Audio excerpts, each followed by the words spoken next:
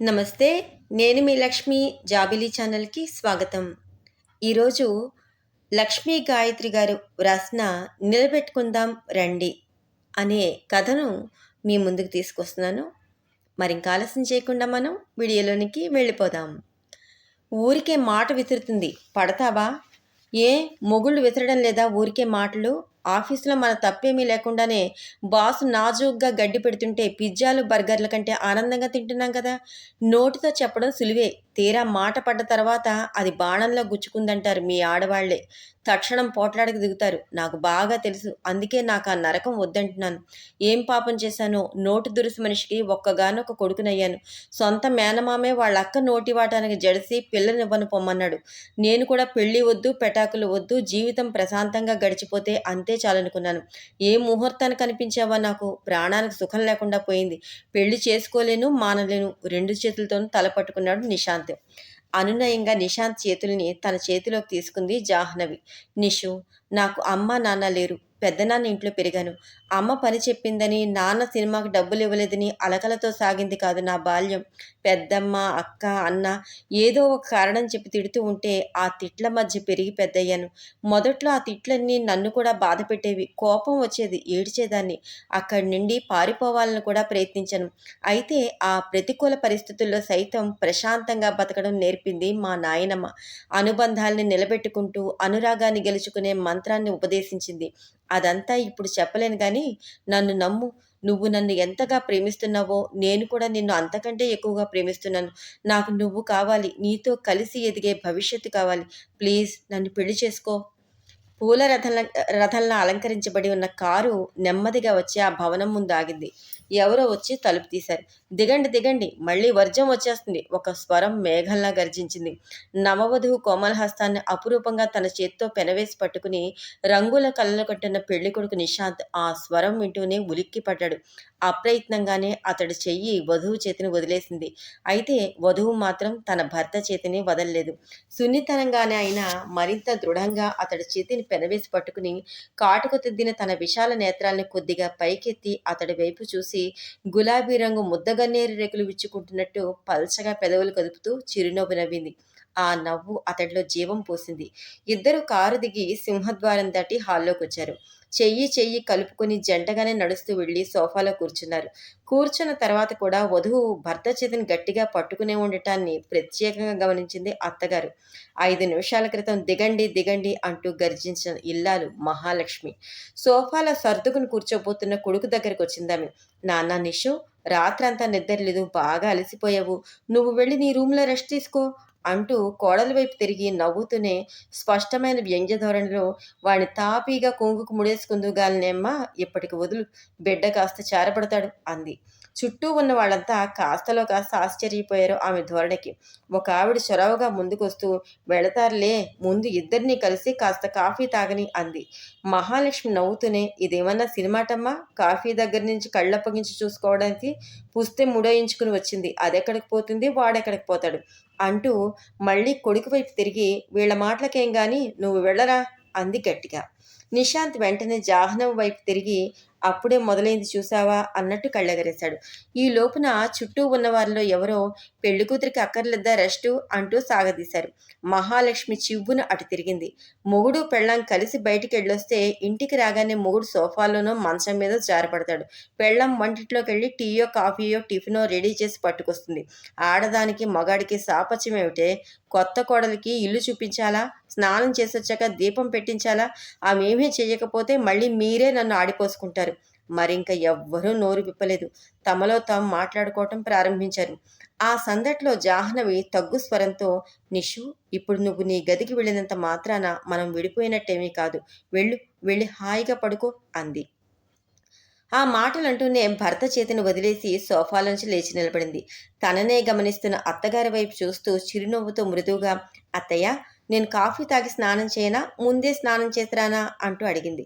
తను అంత కటువుగా మాట్లాడినా కాస్తైనా కోపం, చిరాకు లేకుండా ఉన్న కొత్త కోడలి ప్రశాంత ధోరణికి మహాలక్ష్మి ఆశ్చర్యపోయింది.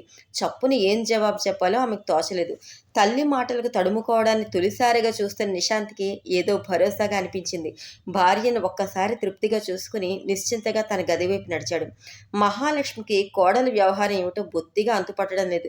ఎక్కడా ఏ చిన్న మాటకి అవకాశం ఇవ్వదు. తెల్లారి తను నిద్ర లేచేసరికి ఆ పిల్ల లేచి యోగా చేస్తూ ఉంటుంది. లేదా అప్పటికే యోగా ముగించుకుని స్నానం కూడా చేసేస్తుంది. పెళ్ళైన 4గో రోజునే దశాబ్దాల నాటి పాత కోడలిలా వంటింట్లోకొచ్చి చొరవగా పనందుకుంది. ఎవరికి ఏం కావాలో అడిగి మరీ చేసి పెడుతోంది. ఎలా కుదిర్చిందో ఓ 25 ఏళ్ల దాని హెల్పర్‌గా తీసుకొచ్చింది. దాని సహాయంతో టిఫిను, వంట క్షణాల మీద ముగిస్తుంది. సాయంత్రం ఆ హెల్పరే తనకి, తన భర్తకి టీ పెట్టించి, పుల్కాలు, కూర చేసి హాట్ బాక్స్‌లో పెట్టి టేబుల్ మీద సర్దేసి వెళ్ళిపోతుంది.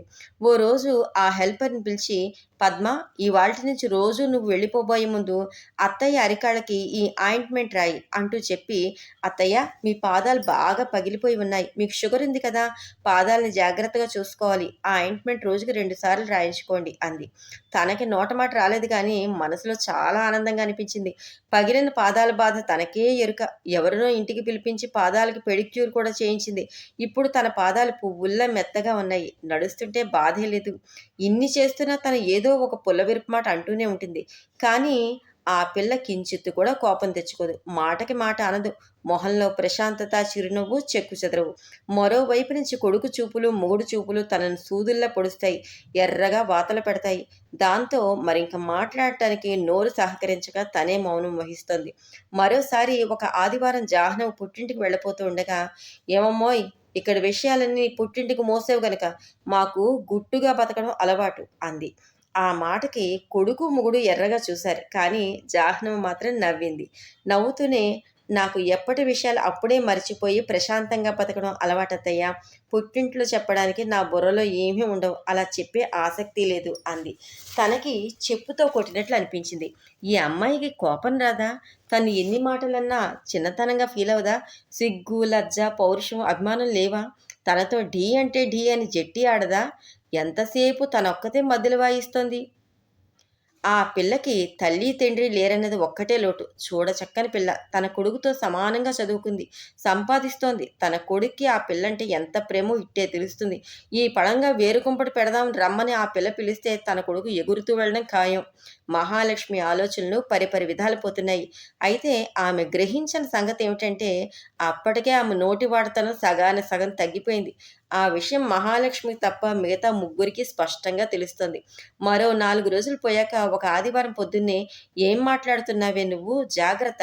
నోటికొచ్చినట్లు పేలదలుచుకుంటే తక్షణం పో" అంటూ కోడలి గొంతు గట్టిగా కోపంగా వినపడేసరికి పరిగెత్తింది మహాలక్ష్మి. పెరట్లో మొక్కల దగ్గర తల వంచుకొని బిత్తర చూపులు చూస్తూ నిలబడి ఉంది పనిమనిషి. పక్కనే కోపంగా జాహ్నవి. ముందు కోడలి మొహంలో కోపాన్ని తనివి తీరా చూసింది మహాలక్ష్మి. తర్వాత అడిగింది ఏమైందని. "మొక్కల మధ్యలో సరిగ్గా తుడవడం లేదత్తయ్య. ఎండుటాకులు అవి కుప్పలా పేరుకుంటున్నాయి. దానివల్ల మొక్కలకి నీళ్లు సరిగ్గా వెళ్ళడం లేదు. ఆ మాటే చెప్పి శుభ్రంగా తుడువు అన్నాను. నాకు తెలిసి ఎలా తుడవాలో నువ్వు వెళ్ళమ్మా అని కసురుతోంది. జీతానికి చేసే మనిషి దానికే ఇంతుంటే మరి నాకెంతుండాలి?" మహాలక్ష్మి నిశ్శబ్దంగా వెనక్కి వచ్చేసింది. పని మనిషికి జాహ్నవిని కసరగలిగే ధైర్యం ఎలా వచ్చిందో ఆవిడికి తేలిగ్గానే అర్థమైంది. పని మనిషి ఎదురుగానే ఎన్నోసార్లు తన జాహ్నవిని చులకన చేస్తూ మాట్లాడింది. జాహ్నవి ఏనాడు ఎదురు తిరగలేదు. దాంతో పాపం పని మనిషి దృష్టిలో కూడా చులకనైపోయిందన్నమాట. అయితే పని మనిషి కాస్త కసిరేసరికే దాన్ని చీల్చి చెండాడిన మనిషి తను ఎన్ని మాటలు అంటున్నా ఎందుకు ఊరుకుంటోంది? అత్తగారన్న గౌరవమా? లేక మా అమ్మకి ఎదురు చెప్పడానికి వీల్లేదన్నాడా నిశాంత్? కారణం ఏదైనా కానీ అసలు ఆ పిల్లకి అంత సహనం ఎలా వస్తుంది? ఆదివారం కాబట్టి తీరికగా ఉన్న కోడల్ని వదలదలుచుకోలేదు మహాలక్ష్మి. సంకోచించకుండా తన మనసులో మాటని అడిగేసింది. అత్తగారి సందేహం విని జాహ్నవి వెన్నెల్లా చల్లగా నవ్వింది. "మీరు చెబుతున్న ఆ సహనము, ఓర్పు, ప్రశాంతత నాలో ఇంతలా పాతుకున్నాయంటే అందుకు పూర్తి కారణం మా నాయనమ్మే అత్తయ్య. 1000 జన్మలకి నేను ఆవిడ రుణం తీర్చుకోలేను అంటూ ఇలా చెప్పడం ప్రారంభించింది. అమ్మా నాన్నలకి నేనొక్కదాన్నే. వాళ్ళు యాక్సిడెంట్‌లో పోయే నాటికి నేను 10 ఏళ్ల దాన్ని.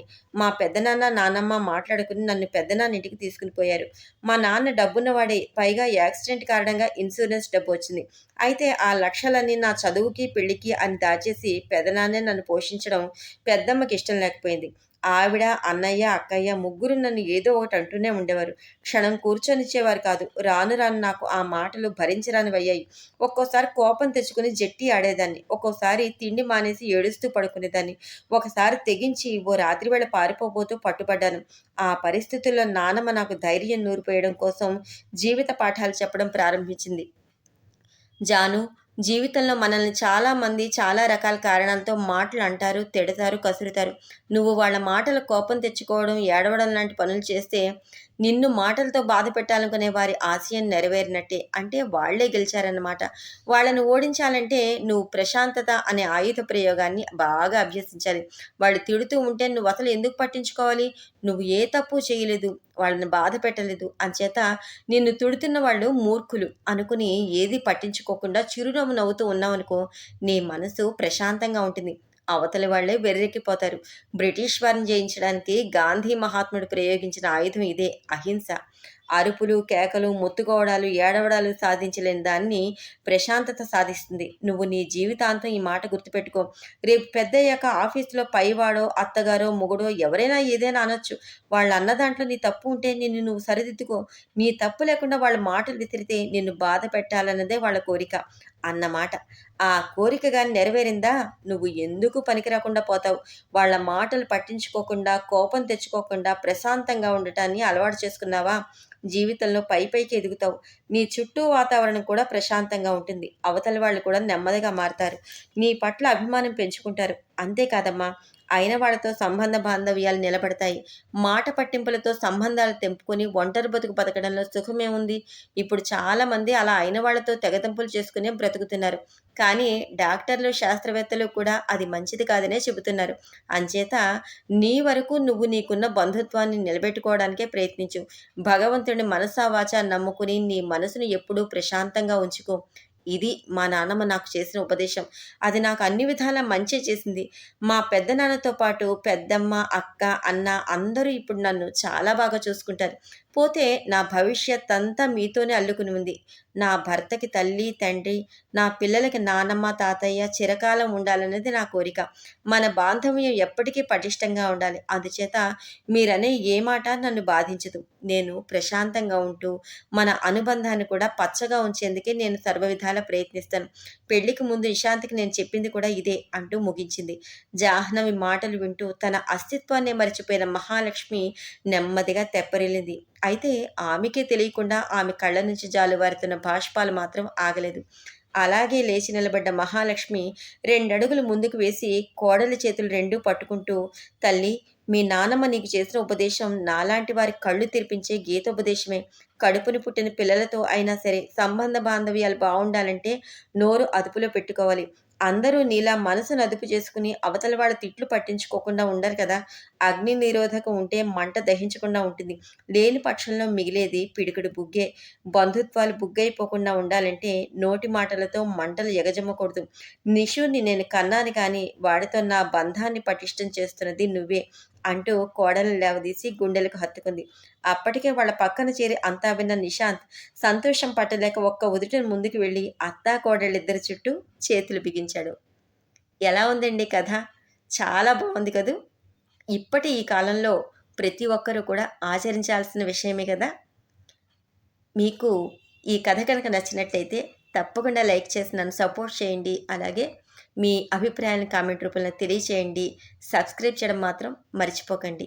మళ్ళీ మరొక మంచి కథతో, మంచి వీడియోతో మీ ముందుకు వస్తాను. మీ లక్ష్మి. ధన్యవాదాలు.